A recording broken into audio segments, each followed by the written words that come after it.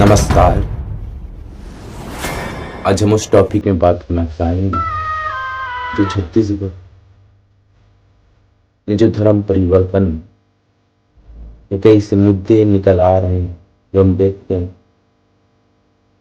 दुर्ग, भिलाई, ऐसे कई जिले में धर्म परिवर्तन का आरोप लगाते हैं। ये मुद्दे शासन की ओर से क्या क्या आज कानून लागू किए जाए।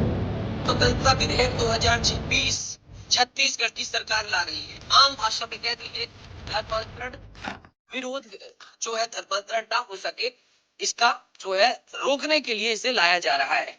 अमित जोगी मेरे साथ हैं, जो कि पूर्व मुख्यमंत्री अजीत जोगी के बेटे हैं और जोगी कांग्रेस के प्रदेश अध्यक्ष हैं, चर्चित चेहरा आप सभी जानते हैं। ये लोक भवन पहुंचे हुए हैं जहां राज्यपाल रामेन डेका रहते हैं। जोगी जी, आप क्यों पहुंचे हैं लोक भवन और क्या कुछ यहाँ पर आपने किया? आज जिस तरह पे दूर से छत्तीसगढ़ के ऊपर नागपुर के आरएसएस मुख्यालय में बनाया गया काला कानून थोपा जा रहा है, उसके विरोध में आज हम महामहिम से गुहार लगाने आए हैं। उनसे ये निवेदन किया है कि ये कानून विधानसभा के द्वारा जिस प्रकार से पारित किया गया है, जब ये मामला सुप्रीम कोर्ट के समक्ष ऑलरेडी है, ऐसे में जिस बड़बड़ी के साथ ये किया गया, ये पूरी तरह से गैर संवैधानिक है। ये धर्मांतरण का कानून नहीं है, ये मेरी और आपकी आस्था पर नियंत्रण करने का कानून है। यह प्रबंधन की परिभाषा में अब सेवा, शिक्षा, सत्कार जैसी अब सम्मिलित कर रहा है। ये प्रचार की तरह से अपराध बना दे रहा है। यह वह सामर्थ्य परमेश्वर वचन बताता अंत के दिनों में परमेश्वर का वचन बताता अंत के दिनों में ये सारा चीजें, लेकिन अगर प्रार्थना करें तो सारा चीजें सच।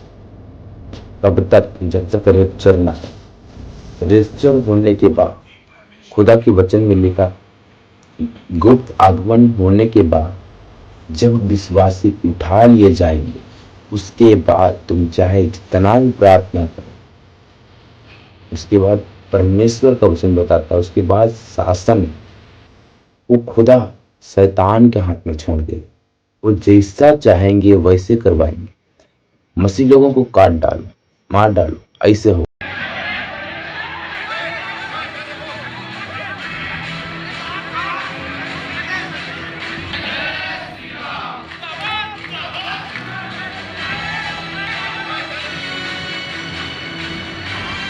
चुने हुए लोगों के कारण दिन घटाए गए। अगर दिन ना घटाए जाते तो कोई नहीं बचता। तेरा वचन बताता मैं पौत्र व सामर्थ्य व सृष्टि करता परमेश्वर। तो आज कई से जिले पर परमेश्वर विरोध पर विरोध बातें करते हैं। मैं पौत्र व सामर्थ्य के धर्मांतरण का आरोप लगाकर मैं पौत्र बहुतों को जेलों पर डालते हैं। फिर भी वो धन्य तेरा वचन बताता है खुश और आनंद रखे कि वे शारीरिक को घात कर सकते हैं, आत्मा को नहीं।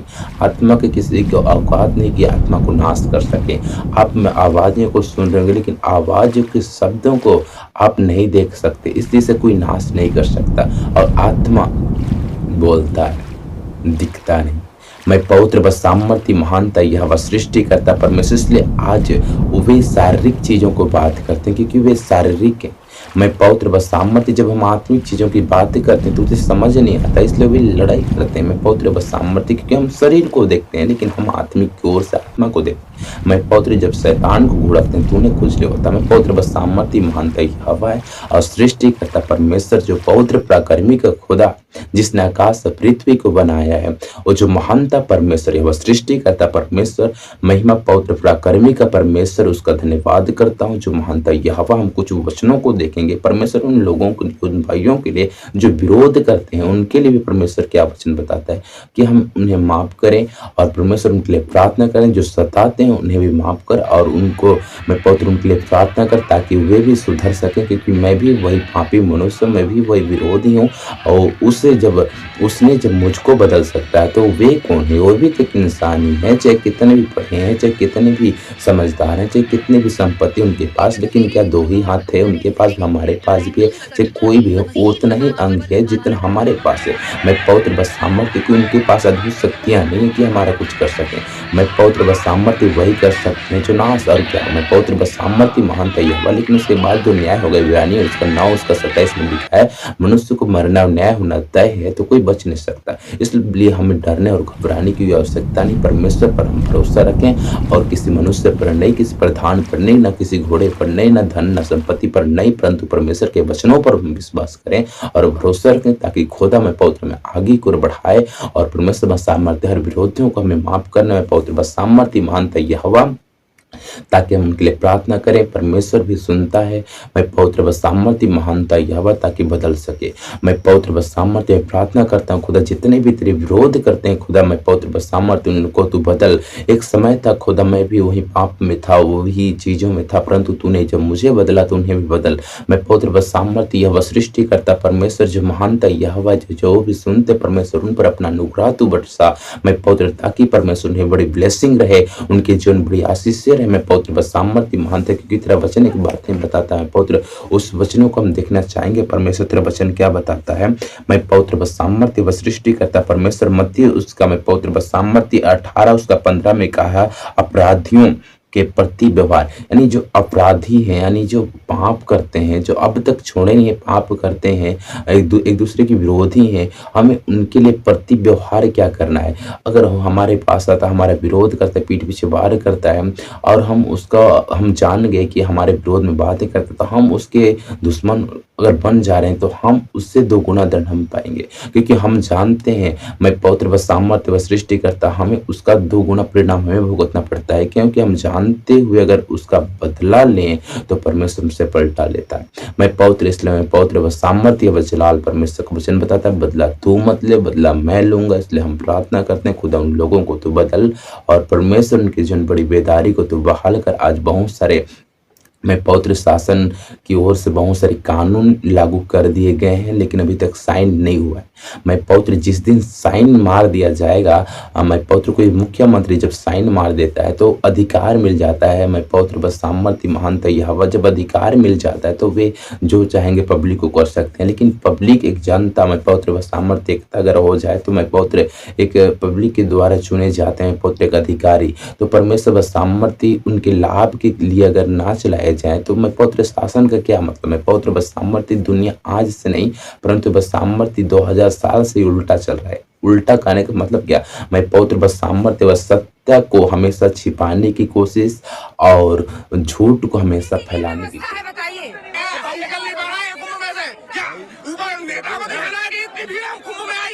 किसकी वजह से इतने सारे पुल किनकी वजह से बना है? पब्लिक के पैसे से बना है कि मैं 4 बजे से घूम रही हूँ, मेरी 15-20 किलोमीटर गाड़ी खड़ी हुई है। जो गिर रहा है वो दब रहा है और वो नहीं मार रहा है।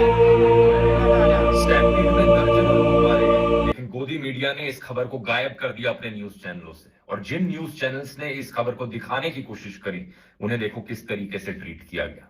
तो वहां मौजूद कर्मचारियों ने विपिन चौबे को रिपोर्टिंग करने से रोक दिया, उनके साथ बदसलूकी की गई। हाथ क्यों पकड़ रहे हैं आप? हाथ क्यों, आप धक्का क्यों देंगे? धक्का क्यों देंगे? अरे आप ये, अरे इधर दिखाओ, जरा इधर दिखाओ कैमरा। सरकार का कहना है कि करीब 20-30 लोग मारे गए स्टैम्पीड में, लेकिन जब वहां खड़े लोगों से, ग्राउंड पर लोगों से बात करी जाती है तो वो कहते हैं कि करीब 150 से लेकर 200 लोगों की मौत हुई है। कितनी डेड बॉडी वहां पर थी जब आपने देखा अपनी आंख? 150-200 डेड बॉडी सारी भगदड़, मतलब मुझे लगता है कि 100-150 आदमी से थी, इस भगदड़ में कम से कम 100-150 आदमी गए हैं। बस लाशें काउंट हो रही है, यहाँ से उठा के जा रही है। जो भगदड़ हुई है उसका किसी वीडियो में, किसी चैनल में कैजुअलिटी का कहीं जिक्र ही नहीं है। और पानी नहीं था लोगों के पास, पानी हमारे पास पानी खत्म हो गई। तो आप ये देखा सकते हो इतने कार्ड यहाँ पे लावारिस है, इसका मतलब ये लोग कहाँ चले गए? इतने सारे आधार कार्ड आईडी लोगों के यहाँ फेंकी गई है, ये कहाँ चले गए लोग? जब ये खबर सोशल मीडिया के थ्रू फैलने लगती है तो इनके बिकाऊ आईटी सेल वाले ट्रोल्स क्या कहते हैं कि डिवोटीज तो कंप्लेन नहीं करते, सिर्फ टूरिस्ट ही कंप्लेन करते हैं। ब्लेम आप लोगों पर डाल रहे हैं, कंप्लेन मत करो। इनका फ्रॉड बाबा उठकर कहता है कि मरे हुए लोगों ने मोक्ष प्राप्त कर लिया है। कोई 20 साल बाद जाएगा, कोई 30 साल बाद जाएगा, हमें नहीं जाना, तुम्हें नहीं जाना। वो असमय चले गए तो इस बात का दुख है, लेकिन उनकी मृत्यु नहीं हुई है। सच कहें उनको मोक्ष मिला। और सुनो, इस नमूने के हिसाब से अगर आप कुंभ में नहीं जा रहे हो तो आप देशद्रोही हो। हर व्यक्ति को आना चाहिए, जो नहीं आएगा वो पछताएगा, वो देशद्रोही कहलाएगा। सच बात यह है कि आम लोगों को भेड़ बकरियों की तरह ट्रीट किया जा रहा है सरकार और इन लोगों के द्वारा, और जो लोग पैसा देना अफोर्ड कर सकते हैं उनको वीआईपी ट्रीटमेंट दी जा रही है। दीपा पुल का पूरा बर्बाद कर दिया हम लोग का टैक्स का पैसा का यूज करके। पुल पर फूल खाए दिखाने के लिए बनाया गया। कौन सा बाबा है?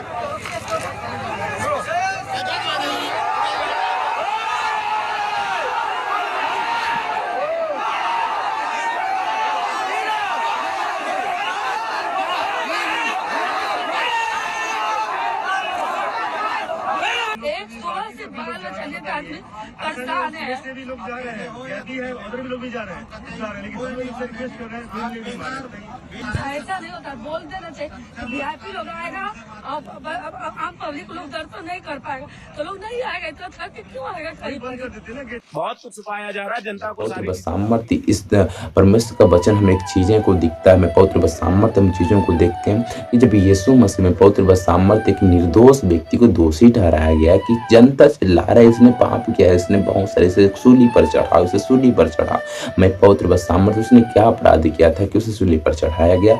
मैं पवित्र सामर्थ्य क्या पाप किया था कि उसे सूली पर चढ़ाया गया? मैं पवित्र आज बहुत सारे देश के लिए कुर्बान हुए, बहुत सारे। मैं पवित्र सामर्थ्य बाबा अम्बेडकर के बारे में हम जानते खुदा पवित्र जिसके लिए पढ़ाई के दिनों में पानी पीना छुआछूत का समय था, यानी पानी अगर किसी चीज को छू लिए तो समझ जाओ भीग गया, उसे कोई नहीं छूते थे। मैं पवित्र ऐसा उनका जीवन था। तो मैं पवित्र सामर्थ्य देश के लिए बहुत सारे लोग कुर्बान हुए, तब जाकर कानून बना, आज उस कानून को तोड़ रहे हैं। मैं पवित्र सामर्थ्य महानता बजलाल परमेश्वर सामर्थ्य महानता, यानी मैं पवित्र हमेशा सत्य को छिपाने की कोशिश किए हैं और बुराई को फैलाने की कोशिश करते हैं, लेकिन बुराई फैलता तो जल्दी है परंतु मरता भी जल्दी है। रेशेदार जड़ हमेशा, उसका जड़ हमेशा जल्दी फैलता भी है और जल्दी बढ़ता भी और जल्दी नष्ट हो जाता है, लेकिन मूसलाधार एक बार नीचे चल गया तो उसे लाख गुना कोई मिटा नहीं सकता। मैं पवित्र सामर्थ्य महानता बजलाली, मैं पवित्र सामर्थ्य परमेश्वर है, हम उसका धन्यवाद करते हैं। मैं पवित्र सामर्थ्य क्या वचन बताता, हम उस पदों को पढ़ना चाहते हैं। परमेश्वर का वचन क्या बताता? यदि तेरा भाई तेरे विरोध अपराध करे तो जा और अकेले में बातचीत करके उससे समझा।